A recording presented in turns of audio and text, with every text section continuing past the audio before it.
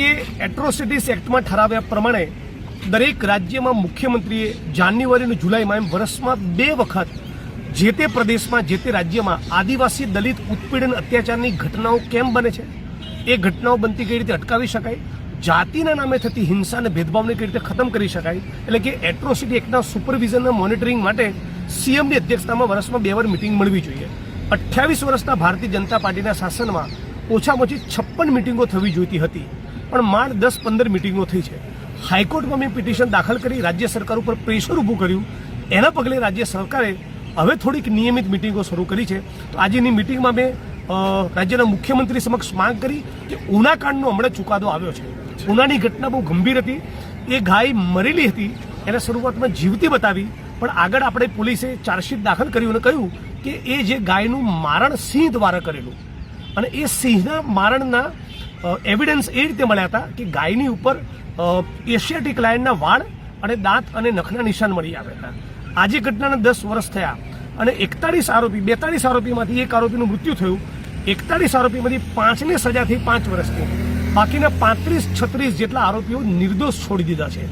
તો પીડિત પરિવાર એ તો અપીલમાં જશે જ, અમે તો નીચલી કોર્ટના ચુકાદાને હાઈકોર્ટમાં પડકારીશું, પણ રાજ્યની સરકાર દ્વારા પણ અપીલ કરવામાં આવે એવી માનનીય મુખ્યમંત્રી સમક્ષ મેં રજૂઆત કરી।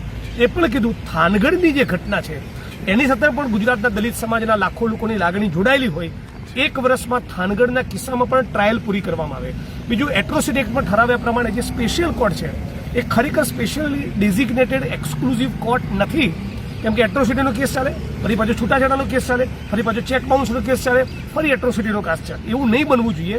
આદિવાસી દલિત અત્યાચારની ઘટનાઓ માટે સ્પેશિયલ કોર્ટ કે એના સિવાયના બીજો કોઈ કેસ ન ચાલે।